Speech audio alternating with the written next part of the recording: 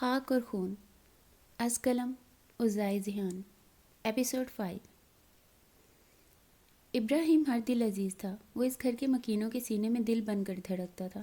اس کی ناگہانی موت کا زخم وہ انجانے میں بری طرح سے کرید کر چلا گیا تھا۔ نوال کو فاتح سے اسی لمحے نفرت محسوس ہونے لگی۔ آپ بیٹھ جائیں مومانی، فاتح انتہائی سنگ دل ہے، کوئی نئی بات نہیں، اس کا دماغ ہمیشہ اسی طرح خراب رہتا ہے۔ وہ ان کا کندھا سہلانے لگی تھی۔ شاکرہ بیگم آنسو پوچھتی کمرے کی طرف بڑھی۔ اب پھر انہوں نے ابراہیم کی تصویروں کو سینے سے لگا کر گھنٹوں اسے یاد کر کے آنسو بہانے تھے۔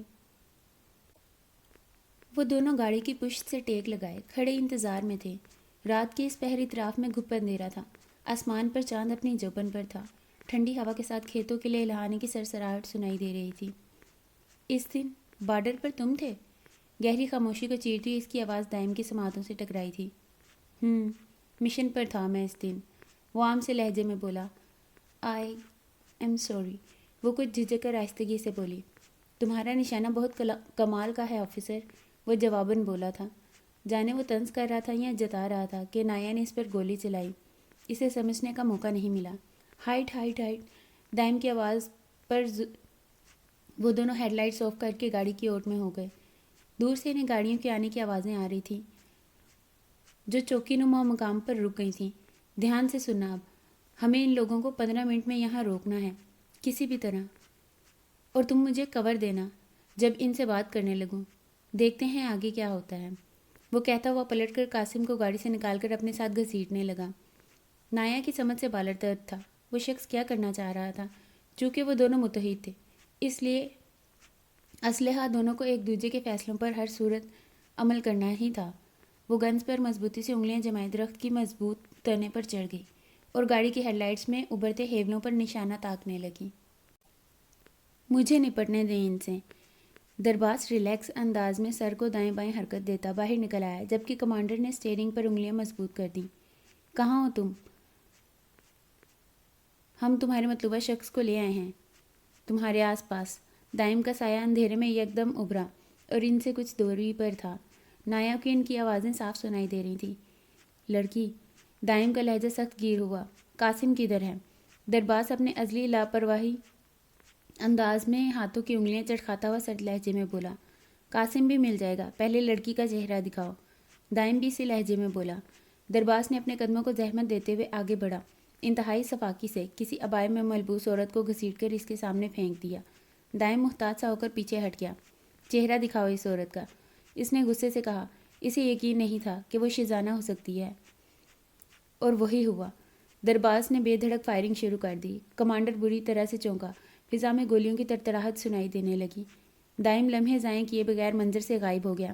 نایا بری طرح چونکی، اس کی جانب سے برسنے والی گولیوں سے درباس جھک کر اپنا بچاؤ کرتا گاڑی میں سوار ہوا۔ قاسم کہاں ہے؟ کمانڈر حواس باختہ ہو کر سوال کرنے لگا۔ چلو یہاں سے نکلو جلدی، وہ چیخا۔ قاسم کہاں ہے؟ قاسم گیا بھاڑ میں، اپنی جان بچانی ہے، چلو یہاں سے، وہ دہاڑا۔ گولیوں کے برسنے کی آوازیں مسلسل آ رہی تھیں، ایسا لگ رہا تھا کوئی ٹریگر پر انگلی رکھ کر اٹھانا بھول گیا ہو۔ کمانڈر نے موقع کی نزاکت کو سمجھتے ہوئے گاڑی گھمائی اور سپیڈ بڑھا دی۔ کچھ دور آنے کے بعد کمانڈر نے گاڑی روک دی۔ جب بات چل رہی تھی تو تم نے گولی کیوں چلائی درباس؟ کمانڈر چلا اٹھا۔ درباس کا دل کیا بندوق کی ساری گولیاں کمانڈر کے حلق میں اتار دیں، کیونکہ وہ قاسم نہیں تھا۔ اگر میں پہل نہ کرتا تو تم بھی یہاں نہ ہوتے کمانڈر، اکڑ کر کہتا احسان جتا کر گیا۔ بکواس بند کرو، تمہیں کیسے پتا وہ قاسم نہیں تھا؟ کمانڈر کو اس کا لہجہ بالکل نہ بھایا۔ بالکل اسی طرح جس طرح تم اور میں لڑکی کو لانے میں ناکام رہے ہیں، اسی طرح وہ بھی قاسم کو نہیں لایا، اس نے صرف ہمارا وقت برباد کیا اور کچھ نہیں۔ درباس نے بہت تحمل سے جواب دے کر گاڑی کا دروازہ کھولا اور باہر نکل آیا۔ کمانڈر سوچ میں پڑ گیا، اس سب کا کیا مقصد بھلا؟ پھر اس کے دماغ میں جھماکا سا ہوا۔ ان کا ٹھکانہ، ہاں، ان کی رہائش خطرے میں تھی، انہوں نے اسے یہاں بلایا تھا تاکہ رہائش پر چھاپا مار سکیں۔ درباس، ہم برباد ہونے والے ہیں، کمانڈر انہونی کے تحت بڑبڑایا۔ اب کیا ہوگا؟ وہ پلٹ کر ناگواری سے پوچھنے لگا۔ گاڑی میں بیٹھو احمق، اس بدذات نے ہم دونوں کو بیوقوف بنایا۔ گاڑی میں بیٹھو، ہمیں جلد سے جلد واپس پہنچنا ہے، کمانڈر تشویشناک حالت میں چیخا۔ درباس کا دل کیا سب کو تہس نہس کر دے۔ کوئی اور وقت ہوتا تو وہ سب سے پہلے کمانڈر کا منہ ہمیشہ ہمیشہ کے لیے بند کروا دیتا، کیونکہ اسے آرڈرز دینے والے بالکل بھی پسند نہیں تھے۔ کئی گھنٹے خاردار جھاڑیوں میں دبک کر گزارے۔ ہانی کے لوگوں کا پہرا ابھی بھی اس قصبے پر تھا۔ اس نے کبھی سوچا بھی نہیں تھا زندگی میں ایسا موڑ بھی آئے گا جب اسے اپنے محل نما رہائش چھوڑ کر جانا پڑے گا۔ وہ ملک بدر ہو جائے گی، بھوکی پیاسی خستہ حال۔ اس نے دکھ سے جلتی آنکھوں کو زوروں سے مسلا اور اٹھ کھڑی ہوئی۔ یکدم آنکھوں کے آگے اندھیرا چھانے لگا۔ اس نے صبح سے کچھ نہیں کھایا تھا۔ پیاس کی شدت سے اس کے گلے میں کانٹے چبھنے لگے تھے۔ پیر سوجن کا شکار تھا۔ اس کا 2 قدم چلنا محال تھا۔ اعصاب شل ہو رہے تھے، لیکن اسے کسی بھی طرح یہاں سے نکلنا تھا۔ بس شام کے سائے گہرے ہو رہے تھے۔ رات ڈھلنے تک اسے کسی بھی طرح گاؤں پہنچ کر امداد حاصل کرنی تھی تاکہ آگے کا سفر طے کر سکے۔ ابھی وہ سوچ ہی رہی تھی کہ اسے اپنی کمر پر دباؤ محسوس ہوا۔ ایک پل کو اس کی سانس تھمی۔ اس نے آہستگی سے رخ موڑا تو نقاب پوش بندوق کی لمبی نالی اس پر تانے بس تیار کھڑا تھا۔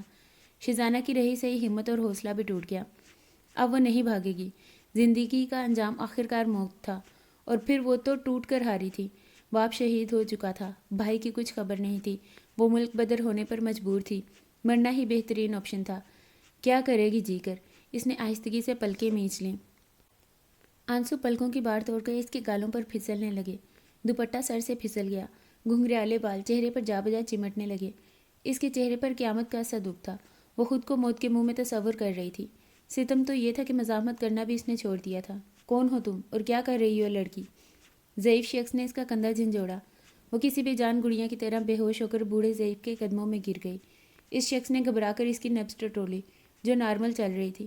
قدموں کی آہٹ پر اس نے تیزی سے اسے گھنی جھاڑیوں کی اوٹ میں دھکیلا اور اٹھ کھڑا ہوا۔ یہاں بھی نہیں ہے، بلند آواز میں خبردار کرتا وہ اپنے ساتھیوں سے جا ملا۔ پورے گھر میں نوال کے سسرالیوں کی آمد کی چہمگوئیاں ہو رہی تھی۔ روشن کا روشن خیال یہ تھا کہ اب کی بار وہ لوگ آئے تو منگنی کر کے ہی دم لیں گے۔ صحیح کہہ رہی ہو تم، جتنی گندی نظروں سے وہ ہماری نوال کو گھور رہا تھا، مجھے نہیں لگتا یہ منگنی زیادہ دیر رہنے والی ہے۔ تاشا نے انگور پھانکتے ہوئے لقمہ دیا۔ تم لوگ پلیز اپنی بکواس بند کرو گے؟ نوال نے کئی لمحوں سے جاری شادی نامے سے ضد ہو کر آخرکار کہہ ہی ڈالا۔ نہیں میری جان، نہیں ہو سکتی۔ اب جب تک تمہارے ہاتھ پیلے نہ کروا دوں مجھے سکون نہیں ملے گا۔ تاشا کو اس کا تپا ہوا چہرہ دیکھنے میں اور مزہ آیا۔ بھاڑ میں جاؤ، وہ چڑھ کر بولی، اور تم اپنے ہسبینڈ کے ساتھ ہنی مون پر جاؤ۔ تاشا نے اسے مزید تپایا۔ نوال کا چہرہ دیکھنے لائق تھا۔ وہ لال بھبو کا چہرہ لیے اپنے کمرے میں آ گئی۔ ضبط کے سارے بندھن ٹوٹ گئے۔ آنسو متواتر اس کی گالوں پر بہنے لگے۔ کاش میں تمہارا نام اپنے دل سے کھرچ کر نکال پاتی فاتح۔ اس نے اذیت سے آنکھیں میچ لیں۔ فاتح اور اس کا میل کسی طور پر ممکن نہیں تھا۔ امی کو فاتح سخت ناپسند تھا۔ وہ بارہا جتا بھی چکی تھی کہ انہیں شاہین ماموں کی ٹوٹی پھوٹی حالت سے کتنا افسوس ہوتا ہے۔ فاتح انتہا کا سنگ دل اور منمانی کرنے والا شخص تھا۔ وہ سب سے بڑی بات، وہ خود اس کے وجود سے انکاری تھا۔ اور اب منگنی والا جھمیلا سوچتے ہی اس کی آنکھوں میں مزید شدت آ گئی۔ نصیبہ پھوپھو کمرے میں اسے مہمانوں کی آمد کے متعلق آگاہ کرنے آئی تھیں۔ اسے روتا دیکھ کر ان کا دل بھی بھر آیا۔ اب تمہیں کیا ہوا نوال؟ بظاہر سختی سے دریافت کیا۔ اماں مجھے یہ شادی نہیں کرنی۔ وہ تو جیسے انہی کے انتظار میں تھی، لمحہ ضائع کیے بغیر ان کے سینے سے لگی پھوٹ پھوٹ کر رو دی۔ پل بھر کو تو نصیبہ پھوپھو گھبرا گئیں۔ ہوا کیا ہے؟ رو کیوں رہی ہو پاگلوں کی طرح؟ نصیبہ پھوپھو پریشان ہونے لگیں۔ اماں مجھے یہ شادی نہیں کرنی بس، وہ بچوں کے اسے انداز میں بولی۔ لو بھلا یہ کیا بات ہوئی؟ تمہیں رامس نہیں پسند آیا؟ وہ خفگی سے پوچھنے لگیں۔ رامس اچھا ہے اماں، پر مجھے ابھی شادی نہیں کرنی، نم لہجے میں گزارش کرنے لگی۔ ابھی نہیں تو کبھی تو کرنی ہے نا میری جان۔ میں چاہتی ہوں ہبا کی طرح تمہارے بھی فرض سے سبکدوش ہو جاؤں، ورنہ سانسوں کا کیا بھروسہ ہے؟ وہ رسان سے سمجھانے لگیں۔ اللہ آپ کو لمبی عمر دے، آپ ایسی باتیں کیوں کر رہی ہیں؟ وہ ناراضگی سے گھورتی ان سے لپٹ گئی۔ بس میں چاہتی ہوں تمہیں بھی ہبا کی طرح سلجھا اور نیک شوہر ملے۔ ماشاءاللہ رامس بہت اچھا بچہ ہے۔ اسے یوں بے سبب انکار کرنا بھی غلط لگا۔ نوال کی آنکھوں میں پھر سے آنسو چمکے۔ چلو شاباش، اب اچھا سا تیار ہو کر نیچے آ جاؤ۔ آج کل میں منگنی کا کہہ رہے تھے شاہین بھائی، ان کو انکار کرنا میں نے مناسب نہیں سمجھا، البتہ نکاح کے لیے ہم کچھ وقت مانگ لیں گے۔ وہ اس کے سر پر بوسہ دے کر باہر نکل گئیں۔ نوال نے اپنی جلتی آنکھوں کو زور سے رگڑا اور لائٹ کلر کا سوٹ لے کر واش روم میں گھس گئی۔ فاتح کے لیے آنسو بہانا اب بیکار تھا۔ اگر وہ اپنی محبت فاتح پر آشکار کر بھی دیتی تو کیا ہوتا؟ اماں کو وہ ناپسند تھا اور اسے نوال۔ دونوں صورتوں میں نقصان اسی کا تھا، اس لیے وہ فاتح کے بغیر ہی بھلی تھی۔ صبح والی بدلحاظی نے اس کے اندر تلخ سا احساس بھر دیا۔ جو شخص سگے رشتوں کی محبت کا احترام نہیں کر سکتا، وہ نوال کو کس کھاتے میں ڈالے گا؟ گولی پہلے کس نے چلائی تھی؟ وہ ڈرائیونگ میں مصروف تھا جب نایا کی آواز پر چونک کر اسے دیکھا۔ یہ میٹر نہیں کرتا، مختصر سا جواب ملا۔ آف کورس میٹر کرتا ہے، اگر وہ لوگ مطلوبہ لڑکی لائے تھے تو ہمیں گولیاں برسانے کی ضرورت نہیں تھی، بلکہ ہم ان کا پیچھا کر کے آسانی سے پکڑ سکتے تھے۔ نایا نے احتجاج کیا۔ اگر وہ لڑکی لائے ہوتے تو؟ دائم نے قدرے روکھے لہجے میں جواب دیا۔ نایا کو برا لگا تھا اس کا انداز۔ اس نے ابھی مشن کے منصوبے تک رسائی حاصل نہیں کی تھی، اس لیے اس کا خاموش رہنا ہی بہتر تھا۔ اسٹاپ دی کار۔ وہ مین روڈ پر ہی اترنے کا ارادہ رکھتی تھی۔ دائم چاہنے کے باوجود کچھ کہہ نہ پایا۔ اس نے گاڑی روک دی۔ وہ خاموشی سے باہر گئی۔ اس کے جاتے ہی دائم نے اس شخص کے ہاتھ پیر کھول دیے جسے وہ قاسم بنا کر لائے تھے، جو سڑک پر چلتا ہوا غائب ہو گیا۔ دائم نے بھی گھر کا رخ کیا۔ نوال نے ہلکے پیچ رنگ کا لباس زیب تن کرنے کے بعد برائے نام سا گلوز لگا کر کاجل کی دھاری آنکھوں میں لگائی اور مسکارے سے پلکیں سوار کر دوپٹہ کندھوں پر پھیلا لیا۔ پھر کچھ سوچ کر کندھوں سے ہٹایا اور سلیقے سے سر پر جما لیا۔ رامس کی نظروں سے اسے ویسے بھی خار تھی۔ اپنے کمرے سے نکل کر اس نے لاؤنج میں محو گفتگو مہمانوں کا رخ کیا۔ السلام علیکم۔ اس کے مشترکہ سلام پر سب اس کی جانب متوجہ ہوئے۔ رامس نے تو گویا اپنی نشست چھوڑ کر اس کا استقبال کیا۔ رامس کے انداز پر نوال کے تاثرات دیکھ کر تاشا نے زبردستی لبوں پر ہاتھ رکھ کر ہنسی روکی۔ سرخی مائل چمکتی گوری رنگت، گہری کالی مسکراتی آنکھوں پر سایہ فگن لابنی پلکیں، دوپٹے کے حالے میں اس کا سراپا دمک رہا تھا۔ رامس اپنی جگہ فاتح خود آنکھیں جھپکنا بھول گیا تھا۔ وہ بے دھیانی میں اسے دیکھنے لگا۔ بھول چکا تھا کہاں کن لوگوں کے بیچ بیٹھا تھا۔ بہت پیاری لگ رہی ہو ماشاءاللہ۔ ساس صاحبہ نے کھلے دل سے تعریف کی تو نوال جھیم گئی۔ اوپر سے فاتح کی نظریں اسے اذیت و ناگواری کی کیفیت سے دوچار کر رہی تھیں۔ حیران کن بات تو یہ تھی وہ یہاں موجود تھا۔ آخر کیوں؟ شاہین ماموں نے ہاتھ کے اشارے سے اسے پاس بٹھایا۔ یہ فاتح بھائی کو کیا ہو گیا ہے آج؟ تاشا کو خوشگوار حیرت ہوئی۔ اس نے بھی فاتح کی نظروں کا نوٹس لیا تھا۔ شش، یہ چائے سرو کر کے آؤ مہمانوں کو۔ روشن کی آواز پر وہ دانت پیس کر اس کی طرف بڑھی۔ تمہیں میں ملازمہ دکھتی ہوں؟ یہ جوڑا دیکھو، پورے 10,000 کا خریدا ہے زارا سے۔ یہ جوڑا پہن کر میں چائے سرو کروں؟ اب اتنی بھی خاندانی نہیں ہوں میں۔ تاشا دبا دبا گھرائی۔ شکل سے لگتی بھی نہیں ہو۔ آگے بھی روشن تھی، لگی لپٹی رکھے بغیر بولی۔ تاشا بیٹا کیا مسئلہ ہے؟ اماں مہمانوں کے بیچ بیٹھی تھی، ان کی کھسر پسر سن کر بظاہر نارمل لہجے میں بولی۔ کچھ نہیں اماں، میں روشن کا ہاتھ بٹا رہی تھی۔ لاؤ یہ مجھے دو، میں سرو کر آتی ہوں مہمانوں کو۔ بڑی سی مسکراہٹ چہرے پر سجائے وہ دانت پیس کر روشن کے ہاتھوں سے ٹرے لینے لگی۔ زیادہ بنو مت، ورنہ بڑی محفل میں پول کھول دوں گی تمہارا، جو تم مہمانوں کے حصے کے کبابوں پر ہاتھ صاف کر کے آ رہی ہو۔ وہ اس کے ڈھونگ پر دبا دبا کہتی واپس کچن میں چلی گئی۔ روشن ہمیشہ ہی اپنے خیالوں میں روشن اور بے باک رہی تھی، حالانکہ وہ نوکرانی کے بھیس میں مہارانی تھی اس گھر کی۔ وہ گھر والوں کو بھی کوئی دقت نہیں تھی، کیونکہ خاندانی نوکر بھی ان کی فیملی کا حصہ مانا جاتے تھے۔ سب کو چائے سرو کرنے کے بعد وہ کپ فاتح کی جانب بڑھانے لگی، مگر وہ نہ جانے کن سوچوں میں غلطاں تھا۔ فاتح بھائی کیوں علامہ اقبال کی تصویر کاپی کرنے کی ناکام کوشش کر رہے ہیں؟ تاشا نے دبی دبی سرگوشی کی۔ وہ بری طرح چونکا، نتیجتاً ہاتھ تاشا کے ہاتھ سے ٹکرایا اور گرم گرم چائے اس کے ہاتھ پر چھلک گئی۔ اماں تڑپ اٹھی، اپنی نشست چھوڑ کر پریشانی سے فاتح کے ہاتھ کا معائنہ کرنے لگیں۔ کتنی بار کہا ہے آنکھیں کھلی رکھا کرو؟ اماں نے جھاڑ پلائی، جبکہ مہمان متوجہ نہ ہو سکے، چونکہ وہ ان سے کچھ دوری پر الگ تھلگ سا بیٹھا تھا۔ کچھ نہیں ہوا۔ وہ سرد اور بے تاثر چہرہ لیے اپنا ہاتھ چھڑا کر کمرے میں چلا آیا۔ جاؤ دیکھو اسے، ذرا سا کام بھی تم ڈھنگ سے نہیں کر سکتی۔ اماں نے اسے جھاڑا۔ میرا کیا قصور بھلا؟ بے دھیانی انہی کا ہاتھ لگا۔ تاشا پیر پٹکتی وہاں سے چلی گئی۔ رامس کا محبت سے چور نظروں سے نوال کو دیکھنا، اس پر نوال کا مسکرانا بار بار اس کے سامنے آنے لگا۔ اس لمحے فاتح کا دل کیا اپنی ذات سمیت سب کچھ تہس نہس کر دے، ہر چیز کو آگ لگا دے۔ اس کی سرخ و سفید رنگت ضبط کے مارے لال پڑنے لگی۔ نوال نوال، وہ کن پٹیاں مسلتا کمرے میں چکر کاٹنے لگا۔ اس کا دل اب نوال کے لیے مچلنے لگا تھا۔ کیا ہوا بھائی؟ کیا کر دیا نوال نے؟ کمرے کی چوکھٹ پر قدم رکھتی ہوئی تاشا نے اس کے الفاظ بخوبی سنے۔ وہ اسے آئنٹمنٹ دینے آئی تھی۔ میرا موڈ بہت برا ہے اس وقت تاشا، تم بہتر ہوگا جاؤ یہاں سے، وہ کاٹدار لہجے میں بولا۔ بھائی میں جان بوجھ کر تو نہیں کیا تھا نا، وہ بس رو دینے کو تھی۔ تاشا، فاتح نے سخت لہجہ اپنایا۔ تاشا آنسو پیتے آئنٹمنٹ اس کی ہتھیلی پر دھری اور باہر نکل گئی، اس کے دلی جذبات سے قطعی بے خبر۔ فاتح نے مٹھی میں دبوچی آئنٹمنٹ زور سے دیوار پر دے ماری۔ جلن کے احساس سے اس کی آنکھیں تک سرخ پڑنے لگی تھیں۔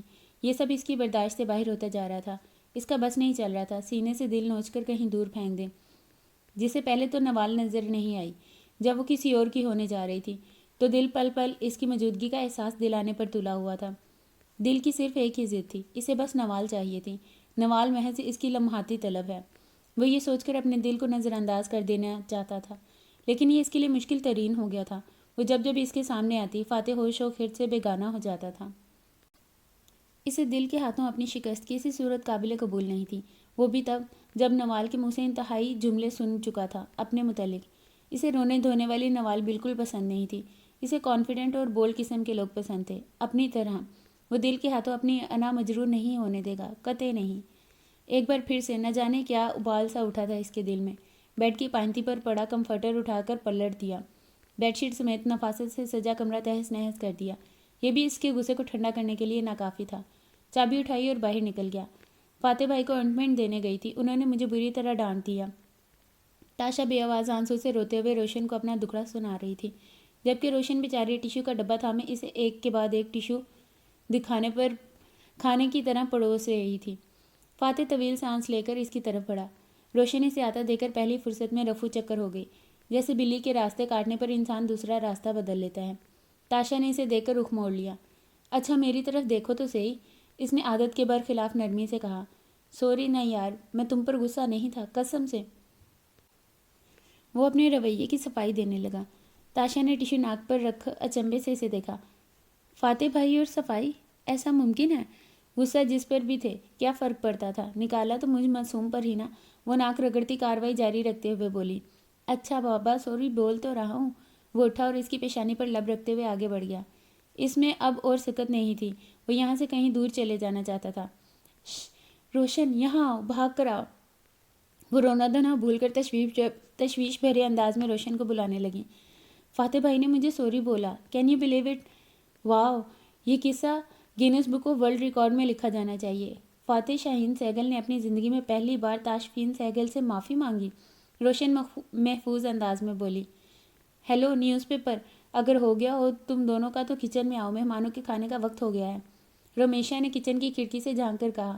نیوز پیپر خاص طور روشن کے لیے کہا گیا تھا، جو گھریلو خبروں کو ایک جگہ سے دوسری جگہ پہنچانے میں ماہر تھی۔ رمیشا کی پکار پر دونوں منہ بسورتی ہوئی کچن میں جانے لگیں۔ دل خون کے آنسو رو رہا تھا۔ یہ حرکت کرتے وہ مسلسل ایک اندیکھے خوف کی ضد میں تھی۔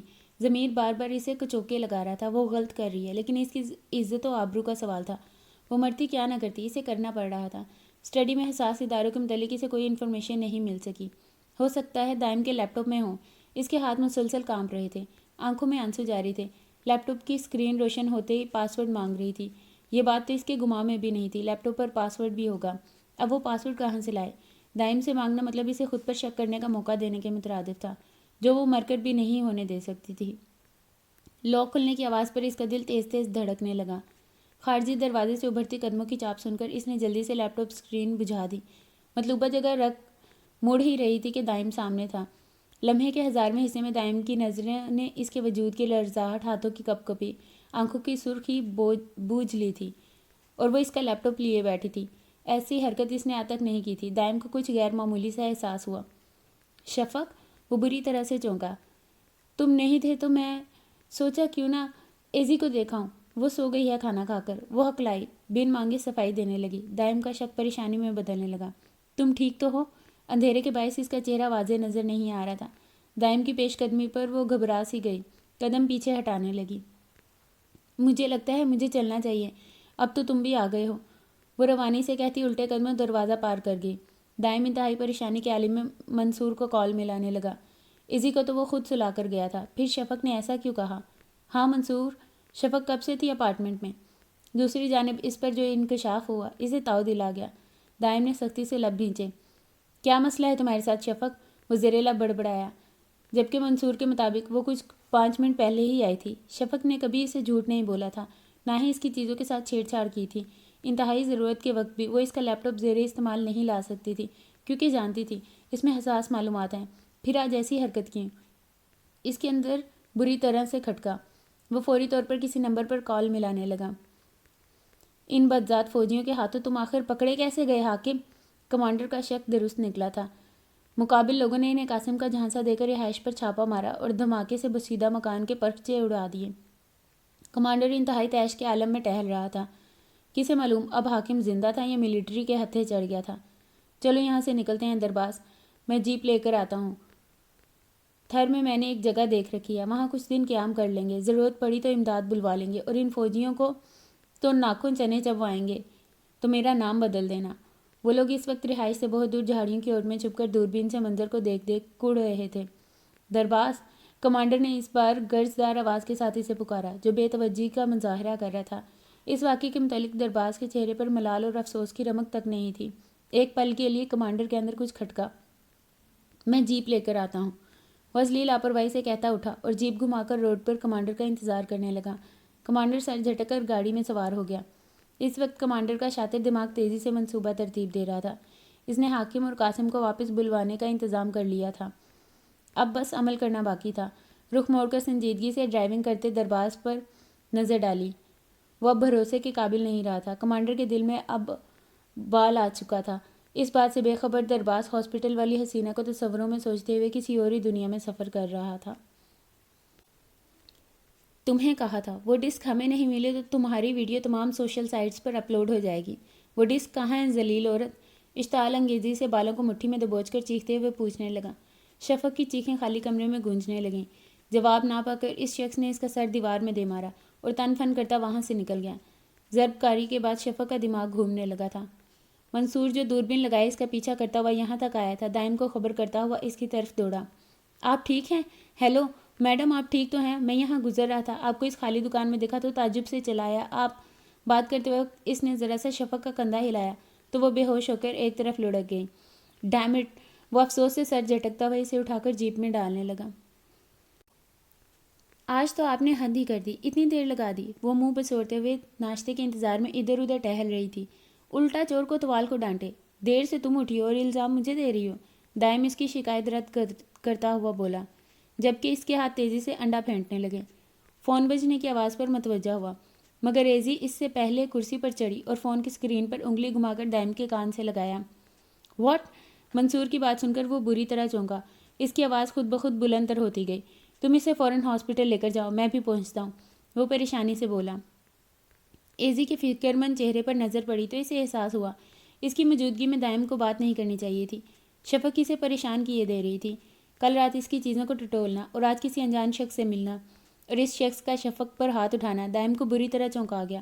اس کی پریشانی میں مزید اضافہ ہونے لگا تھا۔ کیا ہوا پاپا؟ ایزی کی تفکر بھری آواز کانوں میں گونجی تو ہوش کی دنیا میں لوٹا۔ کچھ نہیں بیٹا، ایک دوست کو چوٹ لگ گئی ہے، اس کی طبیعت معلوم کرنے جانا ہے، وہ کہتے ہوئے مڑا۔ شفق کو چوٹ لگی ہے؟ دائم کے حرکت کرتے ہاتھ تھمے۔ اس کی دوست کی حیثیت سے وہ صرف شفق کو ہی جانتی تھی۔ وہ جواب دیے بغیر انڈا پین میں ڈال کر اس کے لیے جوس نکالنے لگا۔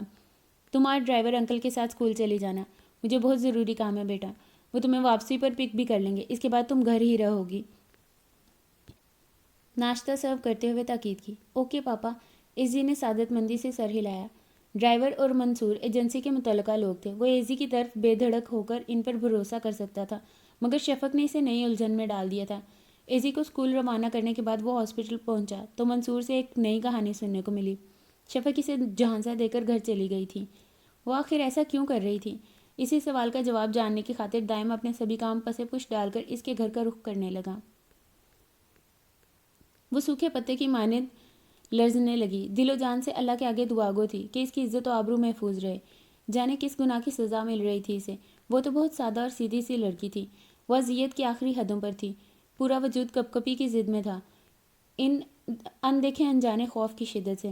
اسی لمحے اس کے لیپ ٹاپ پر پیغام موصول ہونے لگا۔ اسے کسی ویب سائٹ کا لنک پیغام کے ذریعے بھیجا گیا۔ کپ کپاتے ہاتھوں سے اس نے لنک کھولا تو 14 طبق روشن ہو گئے۔ وہی ہوا جس کا ڈر تھا۔ شفق کی آنکھیں خوفناک حد تک پھیل گئیں۔ وہ لیپ ٹاپ سے ایسے دور ہٹی جیسے کوئی سانپ بچھو ہو۔ وہ بری طرح چیخنے لگی، کمرے کے در و دیوار تک لرز اٹھے، کانوں پر ہاتھ آنسوں کی چیخ چلا رہی تھی۔ دائم تقریباً دوڑتا ہوا اس کے کمرے میں آیا۔ اس کا دیوانوں جیسا حلیہ اور چیخو پکار دائم کے ہاتھ پیر ٹھنڈے پڑنے لگے۔ شفق کیا ہوا تمہیں؟ وہ صدمے اور غیر یقینی سے اس کی طرف بڑھا، مگر وہ ہنوز دیوانوں کا سا رویہ اپنائے ہوئے تھی۔ شفق! دائم کو نہ چاہتے ہوئے بھی بلند آواز اس سے پکارنا پڑا۔ وہ رک کر اس کا چہرہ دیکھنے لگی۔ دائم! وہ بلک بلک کر اس کے سینے میں منہ چھپا کر رو دی۔ دائم کو احساس ہوا وہ بخار کی حدت سے پھنک رہی تھی۔ تمہیں کیا ہو گیا ہے؟ دائم سناٹے میں رہ گیا، پتہ نہیں وہ کب سے اس مسئلے کا شکار تھی۔ پلیز مجھے بچا لو، پلیز مجھے بچا لو دائم۔ مارے خوف کے اس کی آواز سرگوشیوں میں تبدیل ہونے لگی۔ دائم ساکت رہ گیا، کچھ لمحے کے لیے بول ہی نہ سکا۔ شفق، تم ہاسپٹل سے واپس کیوں آ گئی؟ کچھ لمحے بعد وہ بولنے کے قابل ہوا تو شفق کا کندھا ہلایا، مگر وہ بدحواس ہو کر اس کی باہوں میں جھول گئی۔ او خدا! شفق، آنکھیں کھولو شفق! اس کی نبض ٹٹولی تو بہت دھیمے چل رہی تھی۔ وہ اسے اٹھا کر ہاسپٹل کی جانب دوڑا۔ بس بدقسمتی سے بیڈ پر اوندا پڑا لیپ ٹاپ اس کی توجہ نہ حاصل کر سکا۔ شفق کی ماں جو گولیوں کے زیر اثر محو خواب تھی، انہیں بھی کچھ خبر نہیں ہو سکی۔ ڈاکٹر نے شفق کو ایڈمٹ کر لیا تھا۔ دائم پریشانی سے لب بھینچے راہداریوں میں چکر کاٹ رہا تھا۔ ڈاکٹر کو آتے دیکھ کر دائم اضطراری کیفیت میں آگے بڑھا۔ کیا ہوا اسے؟ کیبن میں چلو، تفصیل سے بتاتا ہوں۔ دائم نے اس بات میں سر ہلایا اور اس کے پیچھے چل دیا۔ شفق کو شدید گہرا صدمہ پہنچا ہے کسی چیز سے متعلق۔ اس کا دل نارمل کنڈیشن میں نہیں ہے، بلڈ پریشر بھی خطرناک حد تک لو ہے۔ دائم یکلخت ساکت رہ گیا۔ وہ تو اچھی بھلی تھی، پھر بھلا اسے کس چیز کا صدمہ ہو گیا؟ کیا کہوں، میری تو خود سمجھ نہیں آ رہا۔ اس نے سر پکڑ لیا۔ تم اس کے لیے دعا کرو، وہ بہت کریٹیکل کنڈیشن میں ہے۔ دائم نے بے ساختہ سر اٹھایا۔ چند گھنٹوں میں اگر بلڈ پریشر نارمل کنڈیشن میں نہیں آیا اور بلڈ ریز نہیں ہوگا تو وہ کوما بھی جا سکتی ہے۔ دائم بے چینی سے کرسی چھوڑ کر اٹھ کھڑا ہوا۔ دعا کرو تم، انشاءاللہ سب بہتر ہوگا، ڈاکٹر نے تسلی بھرے انداز میں کہا۔ دائم کے لیے ہر گزرتا لمحہ قیامت کے تعین تھا۔ ڈاکٹر لمحہ بہ لمحہ اس کی کنڈیشن نوٹ کر رہے تھے۔ وہ امپروو کرنے کی بجائے ہاتھ پیر چھوڑ رہی تھی۔ وہ ہاتھ پر ہاتھ دھرے نہیں بیٹھ سکتا تھا، اسے کچھ تو کرنا ہی تھا، کچھ بہت ضروری۔ منصور معاملے کی چھان بین کر رہا تھا، آس پاس سویلین کپڑوں میں شفق کے لیے تعینات کیے گئے گارڈز پر نظر ڈالتا اس کے مجرموں کو زیر زمین دفن کرنے کے ارادے سے اٹھا اور باہر نکل گیا۔ تھر پہنچتے ہی کمانڈر نے بھرپور انگڑائی لی اور جست لگا کر ریتلی زمین پر قدم جمائے۔ درباز کا ماتھا ٹھنکا، دال میں کچھ تو کالا تھا۔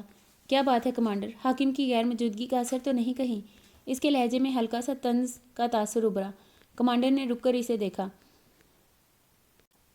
سمجھو تراب کا اکا آ گیا ہے ہمارے ہاتھ، اب دیکھنا کیسے بازی پلٹتی ہے، کمانڈر پر مسرور کن انداز میں کہتا جیپ سے سامان نکال کر ویرانے میں لے جانے لگا۔ درباز ابرو اچکائے ڈرائیونگ سیٹ چھوڑ کر کمانڈر کی تاکید میں چلتا ہوا 2 کمروں پر مشتمل کچے مکان کے سامنے آ رکا۔ دستک کے لیے ہاتھ اٹھایا ہی تھا کہ دروازہ کھل گیا۔ ایک 18 سالہ لڑکا برآمد ہوا اور راستہ چھوڑ کر ایک طرف ہو گیا۔ یہ کون ہے اور یہ سب انتظام کس نے کیا؟ درباز اطراف میں نگاہ ڈال کر سوال کرنے لگا۔ کمرے میں ایک طرف ٹیبل اور چیئر جس پر لیپ ٹاپ اور اسلحہ پڑا تھا، دوسری جانب سلنڈر پر ہنڈیا میں کچھ پک رہا تھا۔ میں نے بلایا ہے اسے، آج سے سارے کام یہی کرے گا، لڑکے کے بجائے کمانڈر کی طرف سے جواب آیا۔ ہاتھ میں پکڑا سامان ایک طرف رکھ کر گھاس پھوس کے بستر پر ڈھیر ہو گیا۔ درباز نے اچنبھے سے رخ موڑ کر ہانڈی میں چمچ چلاتے لڑکے کو دیکھا اور ٹیبل کے مقامی کرسی سنبھال لی۔ آگے کیا کرنا ہے؟ جھک کر مٹی سے اٹے بوٹوں کو پیروں سے آزاد کرتا ہوا پوچھنے لگا۔ انداز انتہائی سرد اور رسمی سا تھا۔ تم اس سے پہلے کہاں تھے؟ جواب کے بجائے سوال سن کر درباز نے چونک کر سر اٹھایا۔ شام، مختصر سا کہا۔ کتنے سال؟ اگلے سوال پر درباز کے نقوش تنے۔ وہ سیدھا ہو بیٹھا۔ لگتا ہے حاکم کی پلیٹ سے کھانا شروع کر دیا تم نے بھی کمانڈر، صحبت رنگ دکھا رہی ہے۔ اگر مجھ پر کسی قسم کا شک ہے تو بندوق اٹھاؤ اور گولیاں میرے حلق میں اتار کر حساب لے لو، ورنہ مجھے غصہ آ گیا نا تو تمہارے اندر کا تفتیشی افسر باقی نہیں رہے گا۔ وہ لفظ بہ لفظ جتا کر بے باک لہجے میں کہتا کرسی کو ٹھوکر مار کر اٹھا۔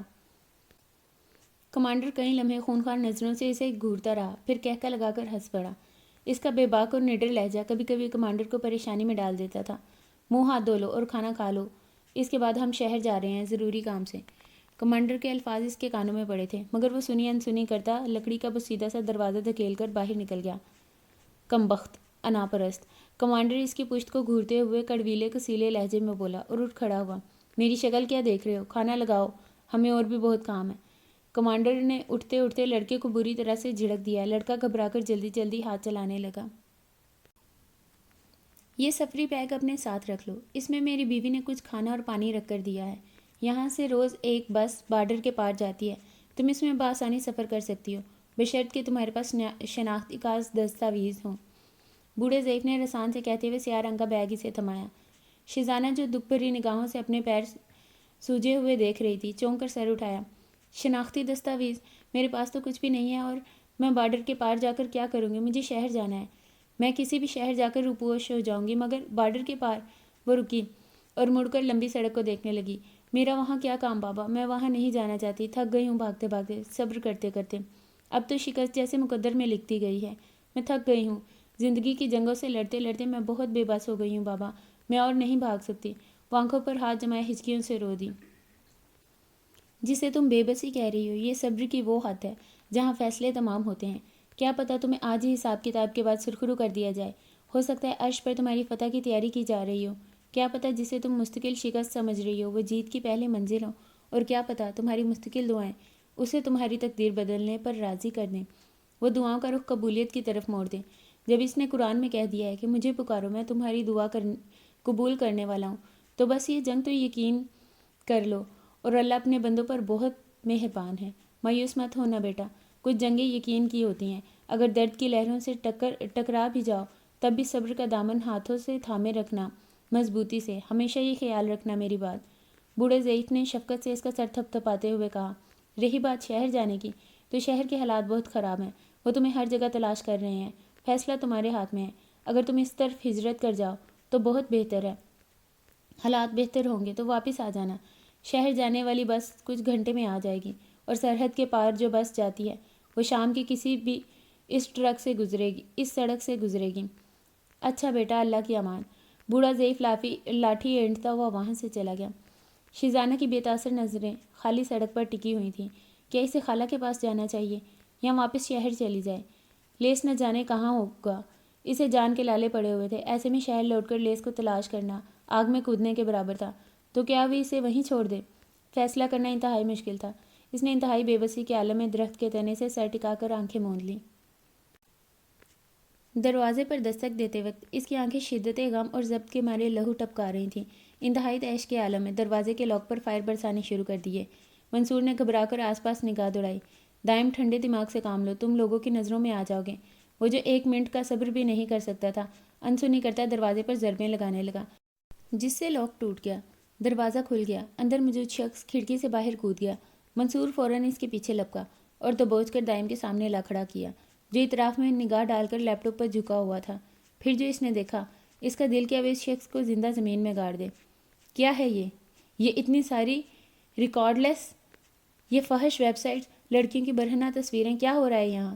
اس کی سبز رنگی آنکھیں صدمے اور بے یقینی سے پھیل گئیں، چہرہ خطرناک حد تک سرخ پڑ گیا۔ ان تصویروں میں ایک مسکراتی تصویر شفق کی بھی تھی۔ وہ پل بھر میں حقیقت جان گیا تھا۔ شفق کی درگوں حالت اسے اذیت سے دوچار کر گئی۔ نیچ کمینے انسان ٹیبل سے کانچ کا جگ اٹھایا اور یکایک منصور کی گرفت میں مچلتے شخص کے سر پر بے دردی سے پھوڑ دیا۔ کیا کیا تم نے شفق کے ساتھ؟ بولو! وہ پے در پہ مکے شخص پر برسانے لگا۔ منصور نے اچھل کر کانچ کے ٹکڑوں سے اپنا بچاؤ کیا۔ دائم رکو یار، صبر تو کرو، ایسے وہ مر جائے گا۔ منصور نے اسے بے قابو ہوتے دیکھ کر دبوچ کر پیچھے کیا۔ وہ شخص ادموا سا ہو کر زمین پر گر گیا۔ اس شخص کے وجود کے ذرے ذرے کو نظروں سے چبانے لگا۔ اب تم ہمیں سب کچھ سچ سچ بتاؤ گے؟ ویسے تو وہ شخص ہر لڑکی کے لیے جواب دہ تھا، مگر ان میں سے کسی کو نہیں جانتے تھے، سو شفق سے شروعات کی۔ یہ ایسے نہیں مانے گا، مجھے سمجھ نہیں آتا تم اس سے پوچھ ہی کیوں رہے ہو؟ دائم کا ضبط پھر سے جواب دینے لگا۔ الٹے ہاتھ جھاپڑ اس شخص کے 14 طبق روشن کر گیا۔ یار دائم ہوش کرو، میں بات کر رہا ہوں نا۔ منصور غصے سے چیخا۔ جلدی منصور، جلدی اس کا منہ کھلواؤ ورنہ میں کچھ کروں گا۔ اضطراری کیفیت میں کن پٹیاں مسلتا وہ بمشکل تحمل سے بولا۔ بکو گے یا پھر کوئی اور طریقہ آزمانا پڑے گا تم پر؟ بتاتا ہوں۔ مجھے ایک غیر شناسا نمبر سے کال آئی تھی۔ اس لڑکی کے کمرے اور واش روم میں کیمرہ فکس کراؤ، کام پورا ہونے پر تمہیں پیسے دے دیے جائیں گے۔ دائم کو لگا کسی نے کھولتا ہوا پانی اس پر گرا دیا ہو۔ وہ موت کے دہانے تک یوں ہی نہیں پہنچی تھی، اس کی عزت و آبرو کو روننے کا باقاعدہ سامان پیدا کیا گیا تھا۔ تیری نسلوں پہ لعنت! اس کا ضبط جواب دے گیا۔ بندوق نکالی اور فائر کھول دیا۔ گولی سیدھا اس شخص کے کندھے پر جا لگی۔ غصہ اس کے حواسوں پر چھا گیا تھا۔ وہ یہ تک بھول گیا تھا کہ اس وقت کس حیثیت سے یہاں موجود ہے اور اسے یہ عمل کے لیے جواب دہ ہونا ہوگا۔ تمہارا دماغ خراب ہو چکا ہے دائم، یہ کیا کیا تم نے؟ یہ اسی قابل تھا۔ دائم کے چہرے پر ملال کا شائبہ تک نہ تھا۔ اس نے نشانہ تاکا اور دوسری گولی اس کے سینے میں اتار دی۔ منصور نے ضبط سے لب دانتوں تلے دبا لیے۔ بے تاثر چہرے سے اس نے ساری تصویریں اٹھائیں اور کچن کے چولہے میں جھونک دیں۔ لیپ ٹاپ اٹھا کر گاڑی میں رکھ کر گیس کا پائپ چولہے سے ہٹا کر زمین پر پھینک دیا۔ گیس کا سلنڈر اٹھایا اور لاؤنج کے بیچوں بیچ پھینک کر دروازے کی چوکھٹ عبور کر گیا۔ منصور خاموش تماشائی بنا اس کی ساری کارروائی دیکھتا رہا، پھر خاموشی سے اس کے برابر والی سیٹ سنبھال لی۔ اس نے گاڑی طوفانی رفتار سے آگے بڑھائی اور کچھ دور روک کر ونڈو سے باہر جھانکا اور نشانہ تاک کر گولی چلا دی۔ اس ایک لمحے کی دیر تھی۔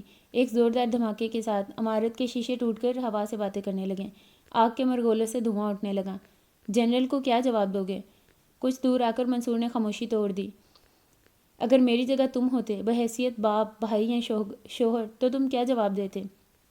سرد اور بے تاثر لہجے میں سوال پر سوال کیا۔ منصور کے لبوں سے ٹھنڈی آہ برآمد ہوئی۔ تم صحیح ہو دائم، مگر ہم عام شہریوں سے مختلف ہیں۔ بحیثیت ایک جاسوس ہونے کے ہمارا ہر قدم اور ہر عمل جنرل کی اجازت کا محتاج ہوتا ہے، جانتے ہو نا یہ بات؟ اب یہ مت کہنا جنرل کو پتہ نہیں چلنا چاہیے، کیونکہ ان سے کچھ بھی چھپ نہیں سکتا، اور تم اس وقت مشن پر ہو، یہ بھی مت بھولو۔ اب انکوائری ہونا تو لازم سی بات ہے۔ منصور نے تصویر کے دوسرے رخ کی جانب نظر ثانی کروائی۔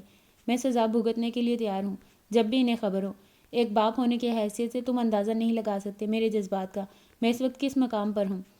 اسٹیئرنگ پر انگلیوں کی گرفت تنگ ہو گئی تھی، لاشعوری طور پر جبڑے بھینچ لیے تھے۔ تجھے آرام کی ضرورت ہے میرے بھائی۔ منصور نے اپنائیت سے اس کا کندھا تھپتھپایا۔ اگر تم ہیڈ کوارٹر جا رہے ہو تو یہ ایجنٹس کے حوالے کر دینا، اس لیپ ٹاپ اور ویب سائٹ سے سارا مواد ہٹ جانا چاہیے۔ اس نے بیک سیٹ پر پڑے لیپ ٹاپ کی جانب اشارہ کیا۔ گھر پہنچ کر سب سے پہلے شاور لے کر اعصاب پرسکون کیے۔ ڈاکٹر سے بات کی تو مایوسی کا سامنا کرنا پڑا۔ شفق کی حالت میں کوئی سدھار نہیں آیا تھا۔ اس نے دھیان بٹانے کی خاطر ٹی وی آن کیا تو افغانستان خبروں میں سرگرم تھا۔ دہشت گرد مکمل قابض ہو چکے تھے۔ عسکری جوانوں نے گھٹنے ٹیک کر فرار کی راہ اختیار کر لی تھی۔ اس نے بے دلی سے اسکرین بجھا دی۔ اسے اچانک سے شیزانہ کا خیال آیا تھا۔ جانے کیوں شفق ہو یا شیزانہ، اسے کہیں نہ کہیں اپنی ذات ذمہ دار لگنے لگی۔ گھڑی پر نظر ڈالی تو رات کے کھانے کا وقت ہونے کو تھا۔ اسے فراغت بالکل پسند نہیں تھی، سو وہ اٹھا کچن کا رخ کرنے لگا۔ اس کے اٹھنے کی دیر تھی بس۔ ایزی ہوم ورک چھوڑ چھاڑ کر ٹی وی کے سامنے بیٹھی۔ ایزی میری تم پر نظر ہے۔ دائم کی آواز پر اس نے مڑ کر دیکھا، گویا وہ تصدیق کرنا چاہتی تھی کہ واقعی دائم کی نظر اس پر تھی یا نہیں، مگر وہ مگن انداز میں کام کر رہا تھا۔ بیچاری کو کیا خبر، اس کا پالا جاسوس پاپا سے پڑا تھا۔ ٹی وی بند کرو ایزی، اپنا ہوم ورک کمپلیٹ کرو پہلے۔ اوکے پاپا۔ دوسری وارننگ پر ایزی منہ بسورتی پینسل اور نوٹ بک لیے ڈائننگ پر آ گئی۔ آج آپ سائلنٹ موڈ پر کیوں ہیں؟ وہ ذرا سی گردن اوپر کر کے شرارت بھرے لہجے میں بولی، مگر آج جس اذیت ناک حالت کا سامنا کر کے وہ آیا تھا، اسے رہ رہ کر شفق سے ہمدردی ہو رہی تھی۔ پاپا! اس کی دوسری بار پکارنے پر بھی کوئی جواب نہ ملا تو وہ اپنی نشست پر کھڑی ہو کر اس کا کندھا تھپتھپانے لگی۔ ہاں کیا کہہ رہی تھی تم؟ میں نے سنا نہیں، وہ چونک کر پوچھنے لگا۔ پاپا آپ سیڈ ہو؟ وہ تفکر بھرے لہجے میں پوچھنے لگی۔ دائم نے کسی احساس کے تحت اسے سینے میں سمیٹ لیا۔ کئی لمحے یوں ہی اسے سینے سے لگائے آنکھیں موند لی۔ آج شفق پر بات آئی تو اسے احساس ہوا وہ دونوں اس کے لیے کتنا معنی رکھتی تھیں۔ کبھی ایسا موقع آیا ہی نہیں جو اسے احساس دلاتا رشتوں کی اہمیت، محبت کی شدت۔ آج اسے لگنے والا جھٹکا بہت شدید تھا۔ شٹ پاپا، کھانا جل رہا ہے۔ وہ کرسی پر اچھلی تو دائم ہوش میں آ کر تیزی سے پلٹا، تعصب سے پین میں جلتی سبزیوں سے اٹھتے دھوئیں کو دیکھنے لگا۔ پین اٹھا کر پانی سے گزارا تو شوں کی آواز کے ساتھ جلنے کی بو پورے کچن میں پھیل گئی۔ پاپا یار آپ بھی کتنے بھلکڑ ہو۔ وہ دونوں ہاتھ کمر پر رکھے مایوسی کا اظہار کرنے لگی۔ اس کے انداز پر دائم کے لبوں سے خوبصورت سا تبسم بکھرا۔ سوری میڈم، غلطی ہو گئی ناچیز سے۔ وہ سینے پر ہاتھ رکھ کر عقیدت سے بولا، کھانا تو جل گیا، کیوں نہ ہم پیزا آرڈر کر دیں؟ ہرگز نہیں۔ وہ سنجیدگی سے اس کی بات کاٹ کر دوبارہ کام کی جانب متوجہ ہوا۔ پر پاپا، اس نے کچھ کہنا چاہا۔ بیٹھ جاؤ ایزی، اسے ٹوکتے ہوئے فریج میں منہ گھسایا۔ وہ برا سا منہ بنا کر کرسی پر دوبارہ بیٹھی اور نوٹ بک پر سر جما لیا۔ دائم سے اس کی اداس صورت دیکھی نہیں گئی۔ وہ کمرے میں گیا، فون پر آرڈر بک کیا اور اس کے مقابل کرسی سنبھال لی۔ ہوم ورک تو کر لو، اسے مخاطب کرنا چاہا۔ مجھے نہیں کرنا۔ وہ خفگی سے رخ موڑ گئی۔ کوئی بات نہیں، میں کر دیتا ہوں۔ اس نے نوٹ بک اٹھائی اور 7 کا ٹیبل لکھنے لگا۔ صحیح ہے لکھنا، چیک کرو ذرا۔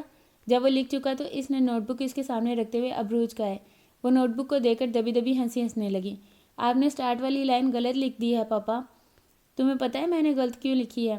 کیوں؟ اس کی آنکھوں میں تجسس چھلکا۔ اس لیے کیونکہ میرا مقصد تمہیں یہ بتانا تھا کہ دنیاوی لوگ تمہیں بالکل ایسے ٹریٹ کریں گے۔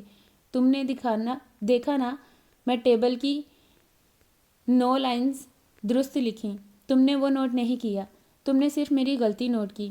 دنیا تمہیں تمہارے سارے اچھے کاموں کے لیے سراہے یا نہ سراہے، لیکن تمہاری اس ایک غلطی پر تنقید ضرور کرتے ہیں۔ سمجھ گئی نا میری بات؟ یہ سبق ہے تمہارے لیے۔ I understand. اس نے سمجھداری سے سر ہلایا۔ Very good. ڈور بیل کی آواز پر دونوں متوجہ ہوئے۔ پیزا آ گیا۔ وہ خوشی سے اچھلی تھی۔ میں جاتا ہوں۔ اتنا کہنا تھا کہ وہ میں جاؤں گی چلاتے ہوئے دروازے کی جانب دوڑی۔ بڑے شوق سے لارج پیزا کا ڈبہ اپنی جھولی میں رکھ کر رخ موڑ لیا۔ تم چھوٹی ہو، تمہیں چھوٹا ڈبہ لینا چاہیے تھا۔ تو کوئی بات نہیں، آپ لے لو، آپ تو بڑے ہو، بڑوں کو ہمیشہ کمپرومائز کرنا چاہیے۔ وہ ہاتھ جھلا کر بولی۔ ہاں، ایسا کس نے کہا؟ وہ حیران ہوا۔ علی نے۔ علی کون؟ وہ بے توجہی سے پوچھنے لگا۔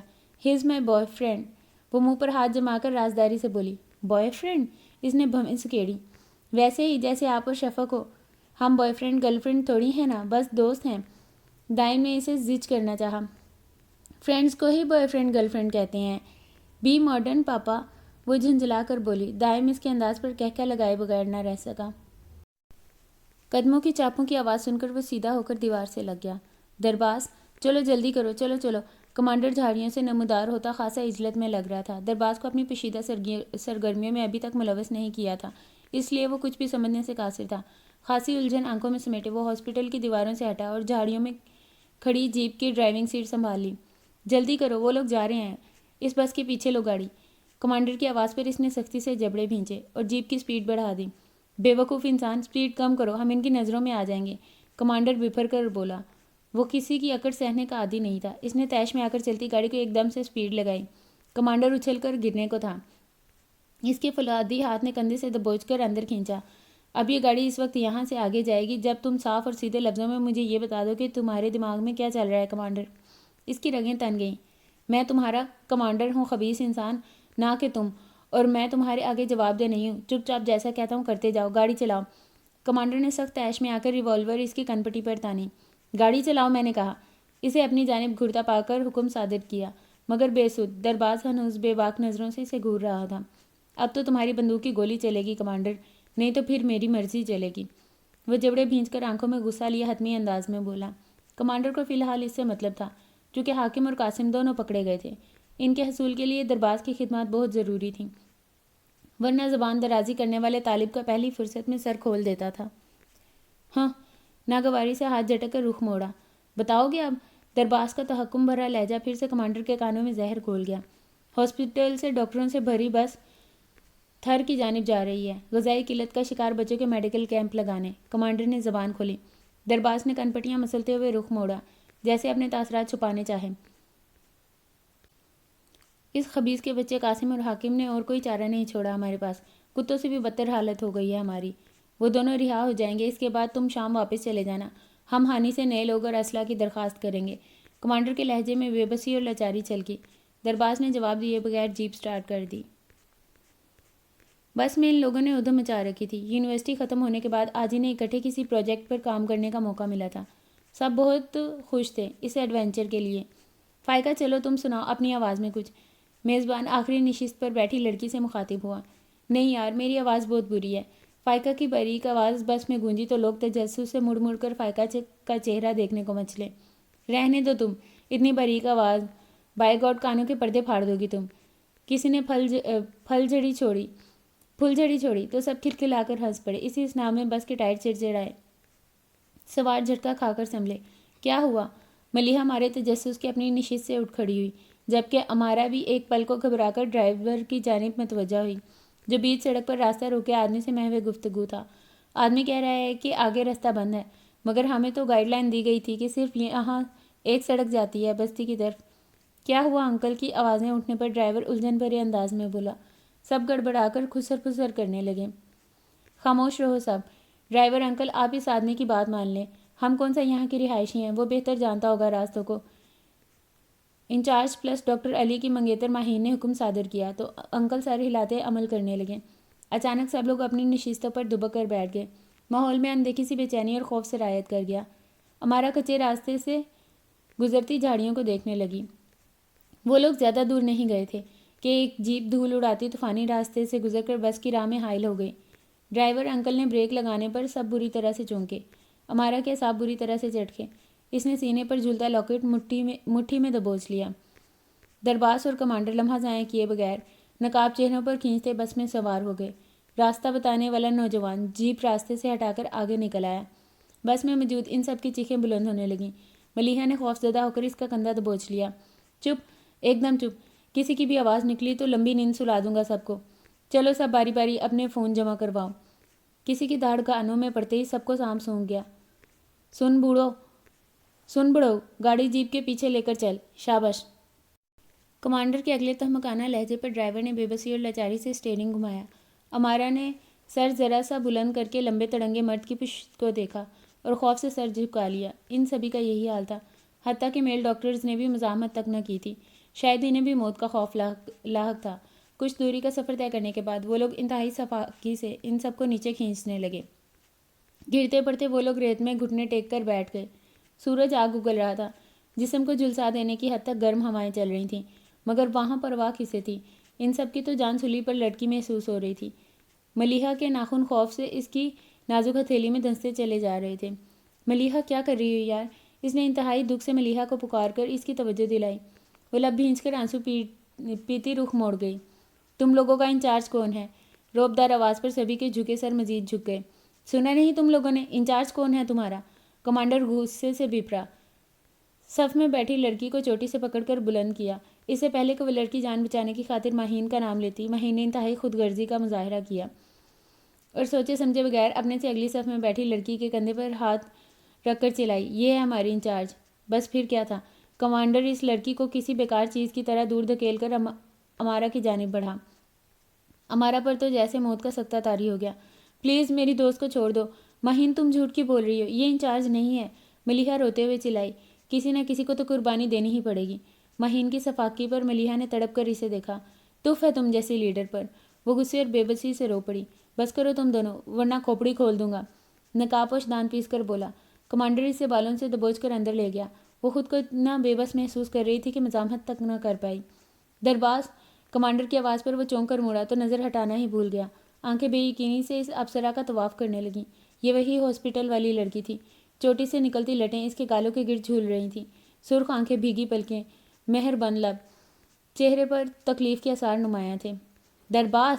کمانڈر کی دھار پر وہ ہوش میں آیا تو نوٹس کیا لڑکی کے بال کمانڈر کی مٹھی میں جکڑے ہوئے تھے۔ درباس نے بے ساختہ مٹھیاں بھینچی۔ اس کا اسٹیٹمنٹ ریکارڈ کر کے ذرا جنرل کو مزہ چکھائیں، شاطر سی مسکان لبوں پر سجا کر بولا۔ درباس نے ریکارڈنگ آن کر کے سٹینڈ پر لگا کیمرہ دیوار کے سامنے رکھ دیا۔ اگر 24 گھنٹے کے اندر قاسم اور حاکم ہمارے مطلوبہ پتے پر نہ ملے تو تم اپنے پیارے اور قابل ڈاکٹروں سے ہاتھ دھو بیٹھو گے، کیوں ڈاکٹر؟ کمانڈر نے زہر خند لہجے میں کہتے ہوئے اس کے بالوں کو جھٹکا دیا تو کرا کر سسکیاں اس کے لبوں سے برآمد ہونے لگیں۔ درباس نے آنکھیں اور مٹھیاں بیک وقت بھینچی۔ بولو! اگلی دھاڑ پر گرفت اتنی شدید تھی کہ وہ رو پڑی۔ سر پلیز ہمیں بچا لیں، وہ سسک پڑی۔ اس کچھ سیکنڈ کے ویڈیو پیغام پر اس کی سانسوں کا دار و مدار تھا، اسے بولنا ہی پڑا۔ بہت خوب، کمانڈر نے پرمسرت انداز میں کہتے ہوئے اسے دور دھکیلا۔ وہ دیوار سے جا لگی۔ یہ ویڈیو پیغام آرمی چیف کو میری طرف سے بھیج دو۔ اپنی فتح پر مسرور سا ہو کر درباس کو حکم دیتا کمرے سے نکل گیا۔ درباس اپنی کرسی دھکیل کر اٹھ کھڑا ہوا۔ امارا خوفزدہ سی ہو کر دیوار کے کونے سے جا لگی۔ اگر اس کے چہرے پر نقاب نہ ہوتا تو وہ یقیناً اسے پہچان لیتی۔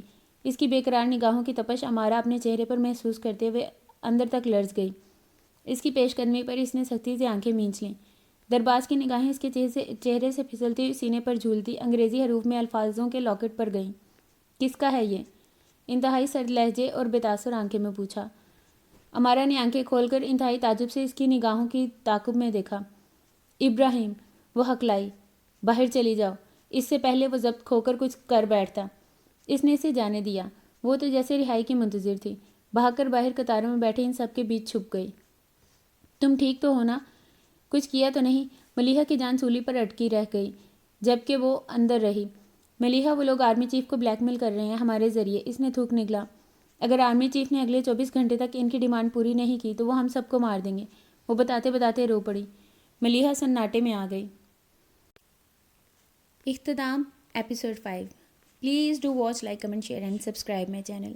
Thank you.